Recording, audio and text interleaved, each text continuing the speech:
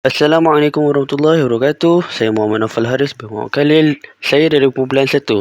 Yang pertama saya akan memperkenalkan ahli kumpulan saya, iaitu Muhammad Nur Fikri bin Najmuddin. Yang kedua Muhammad Zikri Izzuddin bin Muhammad Saleh. Yang ketiga ialah diri saya sendiri, Muhammad Naufal Haris bin Muhammad Khalil. Yang keempat Muhammad Wafi Asnawi bin Ahmad Marzuki. Dan yang terakhir ialah Muhammad Afiq Aiman bin Abdul Halim. Okey, kumpulan saya mendapat tajuk yang pertama, iaitu skop dan kajian etika profesional. Okey. Yang pertama saya akan terangkan mengenai definisi etika. Definisi etika. Etika berasal daripada perkataan Inggeris iaitu etik, yang diambil daripada perkataan Greek iaitu ethos. Etika juga ialah prinsip-prinsip moral yang membezakan betul dan salah. Selain itu, ia adalah sains sosial dan prinsip-prinsip moral. Etika juga bertanggungjawab menentukan tindakan seseorang itu baik atau buruk. Selain itu, etika juga sesuatu disiplin ilmu yang mengkaji tentang moral, kaedah moral dan tindakan serta kelakuan manusia yang betul. Yang kedua, saya akan menerangkan mengenai definisi moral. Berasal daripada perkataan Inggeris iaitu moral, yang diambil daripada perkataan Greek iaitu moras. Okey, idea umum yang diterima oleh masyarakat tentang sesuatu tingkah laku yang baik dan buruk oleh manusia. Moral juga kod tingkah laku yang terdiri daripada nilai adat dan aspirasi yang diterima oleh sesuatu masyarakat terhadap tingkah laku yang baik atau jahat. Etika dan moral berbeza dari segi sebutan tetapi membawa erti yang satu. Etika lebih bersifat teori dan moral pula lebih bersifat amalan. Okey, seterusnya iaitu definisi akhlak. Akhlak iaitu budi pekerti, watak pengetahuan berkaitan kelakuan manusia sama ada baik atau jahat. Akhlak berasal daripada perkataan Arab iaitu khuluqun, yang bermaksud budi pekerti dan tabiat.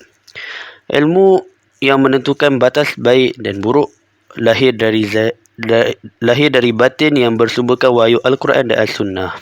Assalamualaikum warahmatullahi wabarakatuh. Saya Muhammad Nur Fikri bin Najmuddin, nombor matrik D19312434, akan menerangkan mengenai profession, professional dan professionalism. Profession kita dapat faham sebagai pekerjaan. Pekerjaan apa? Pekerjaan yang memerlukan kelayakan yang berpendidikan melalui latihan-latihan khusus. Profesional pula orang yang menganggap profesion individu itu sebagai suatu pekerjaan dan sumber pendapatan utama. Maksudnya, individu yang berkemahiran ni melaksanakan sesuatu pekerjaan sebagai sumber utama diorang, sebagai income diorang, sebagai pendapatan diorang. Professionalism pula tahap kecekapan dan accountability yang seharusnya didukung oleh seseorang profesional. Professionalism ni maksudnya sifat-sifat kecekapan, kemahiran, pengetahuan yang perlu ada pada seorang profesional tu. Senang kata dia, jabatan arkitek itu sebagai profession. Orang yang berjawatan sebagai arkitek itu adalah profesional, dan pengetahuan, kemahiran mengenai arkitek yang ada kat seseorang itulah professionalism. Seterusnya kita pergi kepada profesional terbahagi kepada profesional berunding dan profesional bergaji. Profesional berunding bekerja sendiri. Kalau profesional bergaji, mereka bekerja dengan majikan. Seterusnya perunding ni diorang buat kerja untuk pihak individu, untuk diorang dan untuk klien. Kalau yang bergaji, diorang buat kerja tu untuk pihak majikan, sebab setiap keputusan, setiap hasil kerja diorang tu memberi impak kepada company tu, kepada majikan. Seterusnya untuk perunding, gaji bergantung kepada klien. Ada klien, ada gaji. Kalau yang bergaji, maka diorang makan gaji lah. Akhir sekali, untuk perunding, mereka terdedah dengan masalah etika sebab keputusan dibuat sendiri dan terdedah dengan kepentingan diri. Kalau profesional bergaji, setiap keputusan diorang buat akan mengikut peraturan yang telah ditetapkan oleh majikan itu. Okey, seterusnya kita pergi kepada badan profesional di Malaysia. Contohnya doktor. Kita ada Persatuan Perubatan Malaysia. Peguam, kita ada Peguam Majlis Peguam Malaysia. Jurutera, kita ada Lembaga Jurutera Malaysia. Arkitek, kita ada Pertubuhan Arkitek Malaysia. Accountant, kita ada Institut Perakaunan Malaysia. Untuk seorang profesional tu mesti ada pensijilan atau pentauliahan. And pentauliahan ni kita boleh dapat oleh badan profesional masing-masing lah. Jadi kalau kita memohon sebagai profession perubatan doktor, jadi sijil pentauliahan yang kita perlu ada juga berkaitan dengan perubatan. Tidak bolehlah profession sebagai seorang doktor tetapi pentauliahan kita sebagai seorang arkitek. Tak match, tak sesuai kat situ. Badan profesional di Malaysia ni juga bersifat autonomi, akan membuat keputusan penting dalam hal-hal berkaitan profesionnya. Okey, sekian daripada saya. Sekian, terima kasih. Bismillahirrahmanirrahim. Assalamualaikum warahmatullahi wabarakatuh. Nama saya Muhammad Afiq Aiman Abdul Halim. Seterusnya saya akan menyambung pembentangan kawan saya, itu fakta daripada Martin dan Squeezer 1996, iaitu profession dan profesional hanya boleh digunakan untuk bidang pekerjaan tertentu yang mempunyai kriteria berikut. Yang pertama, ilmu pengetahuan, iaitu pengetahuan dan kemahiran tinggi, know-how. Yang kedua, latihan intensif dan berterusan, belajar hingga ke IPT seperti doktor, jurutera, peguam dan lain-lain.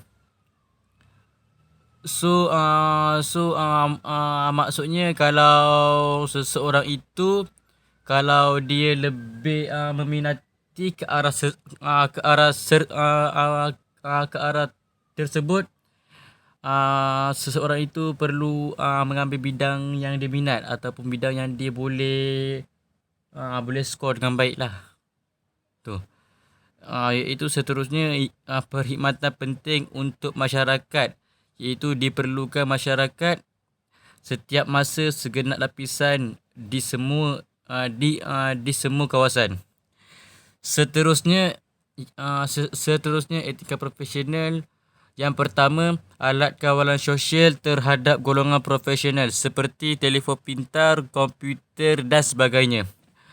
Yang kedua, nilai-nilai atau tingkah laku murni yang harus dihayati oleh profesional mengikut profesi masing-masing.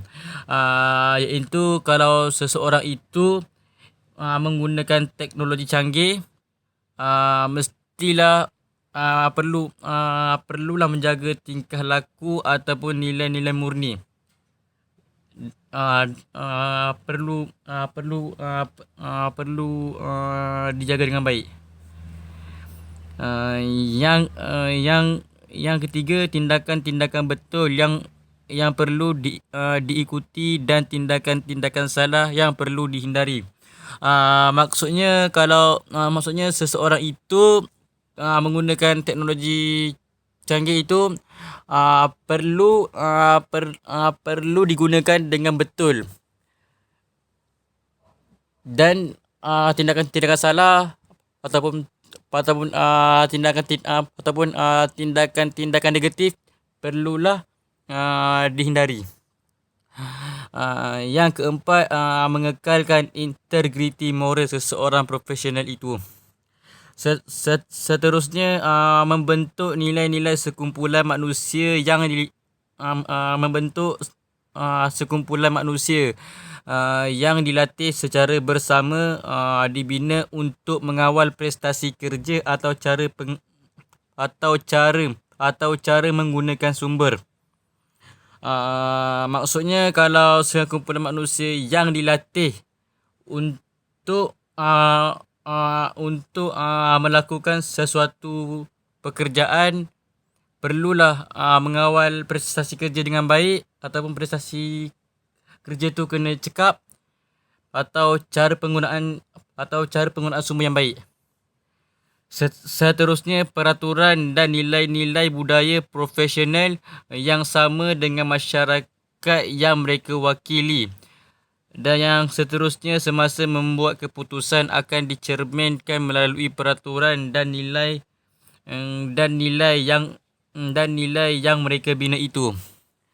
So maksudnya kalau individu itu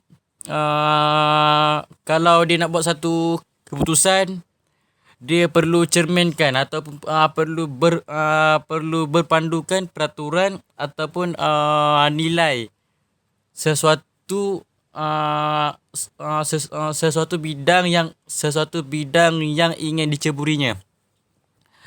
So itu saja daripada saya. Seterusnya saya akan menyerahkan kepada kawan saya. Seterusnya saya akan menyerahkan kepada kawan saya bagi menyambung pembentangan ini. Sekian.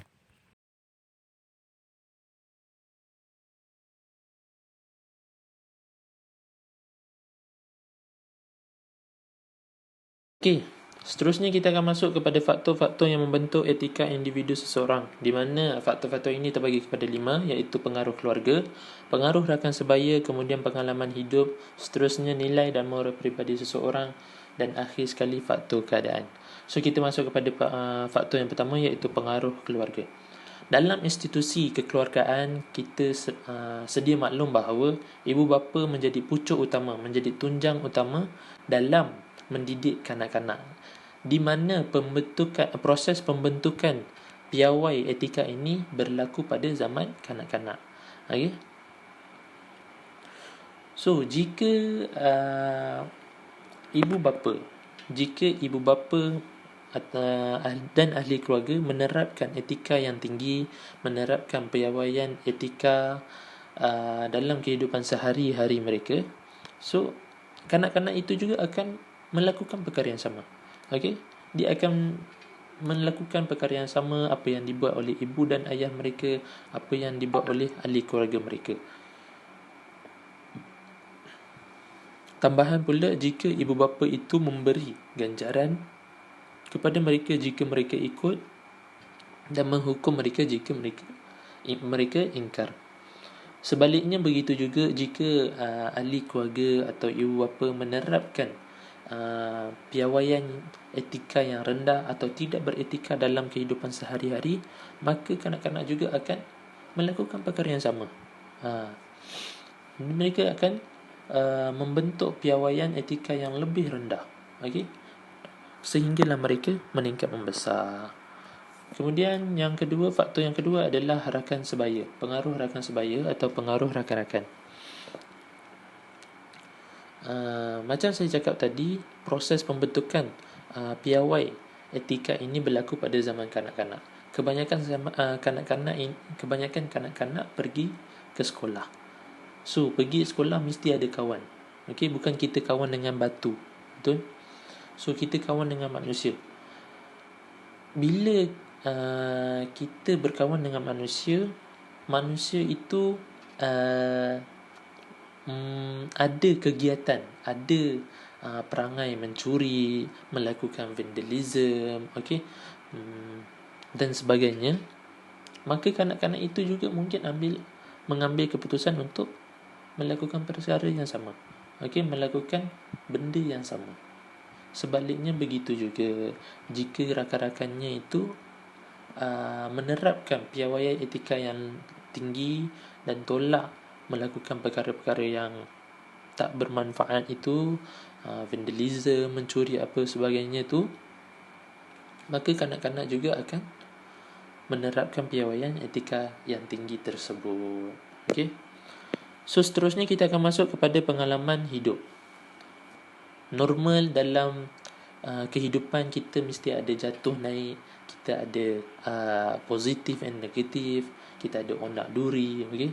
So perkara ini membentuk piawai etika di mana peristiwa-peristiwa ini adalah proses menjadikan kita lebih matang. Okey. Contoh, sebagai contoh, seseorang pencuri itu mencuri. Dan nama pun pencuri, mesti mencuri kan. So seseorang pencuri itu dia tidak tertangkap atas jenayah saja. So dia akan terus melakukan perkara yang dia lakukan. Dia akan terus mencuri tanpa berasa kesal, berasa kecewa terhadap perbuatannya. Okey. Manakala kalau seorang pencuri itu disabitkan kesalahannya, okey, dihukum terhadap kesalahannya, maka dia akan mengubah. Dia akan rasa kesal, dia akan rasa kecewa terhadap perbuatan yang dia lakukan, dan dia akan mengubah piawaian etikanya dan memastikan dirinya tak ulang balik buat perkara yang sama. Okey. So faktor yang seterusnya adalah nilai dan moral peribadi.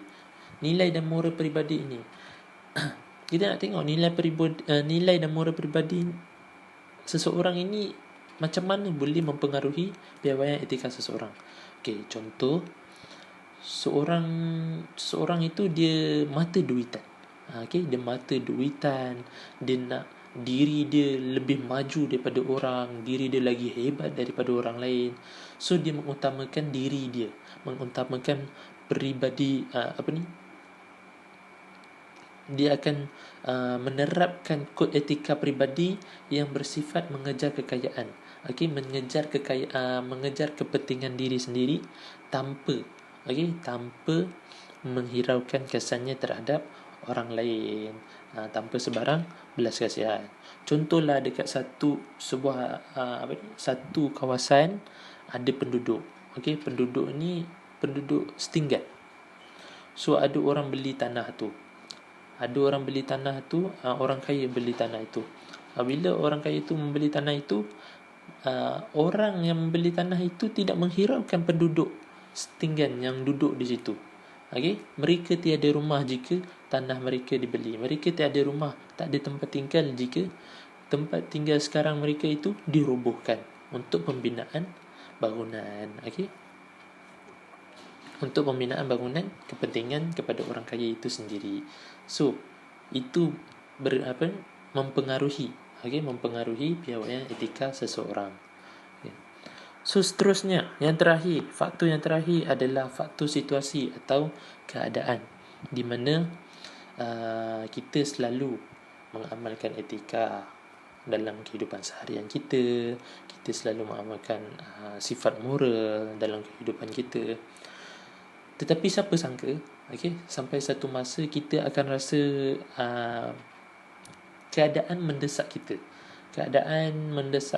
memaksa kita membuat penilaian, membuat keputusan dan bertindak tanpa pertimbangan diri kita.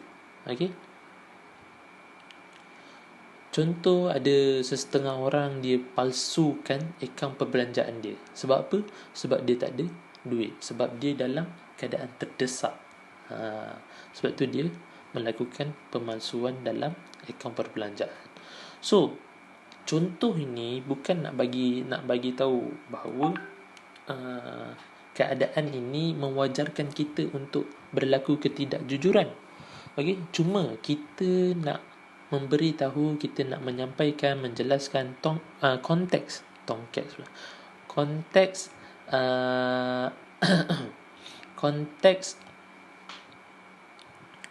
apa dia tadi, konteks nak mengajar, okey, nak memahami keadaan seseorang.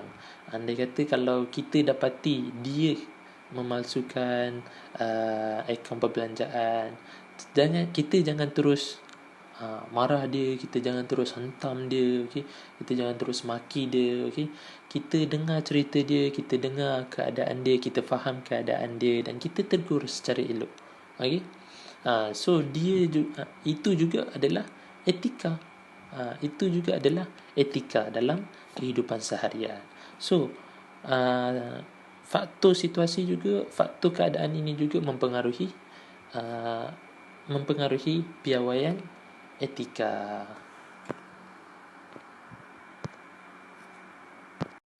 Okay, Assalamualaikum warahmatullahi wabarakatuh. Saya Muhammad Afiq Asnawi bin Ahmad Mazuki ingin menyambung apa yang disampaikan oleh Muhammad Zikri, iaitu sahabat saya. Okey. Di sini saya ingin menerangkan tentang 3 isu yang dikaitkan dengan kajian etika profesional. 1. Memberi perkhidmatan tanpa diskriminasi, iaitu perkhidmatan tanpa mengira apa-apa kaum ataupun bangsa ataupun orang-orang yang sekeliling, bukan bertindak macam rasis. Okey. Untuk poin yang kedua, hubungan di antara profesional dan pelanggan. Profesional ni kita perlu bertindak dengan berfikir dengan secara rasional dan mengikut kehendak pelanggan, ataupun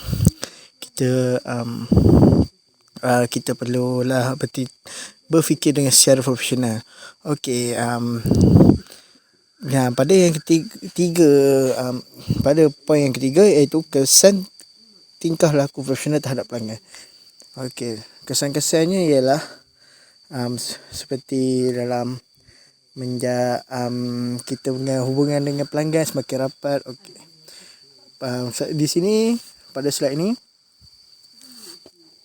saya ingin menerangkan tentang aspek-aspek utama dalam etika profesional, iaitu menjaga kepentingan individu, mengelak daripada berlakunya konflik dan mengelak penyalahguna kuasa akibat pangkat. Okey, perubahan yang dialami oleh golongan profesional.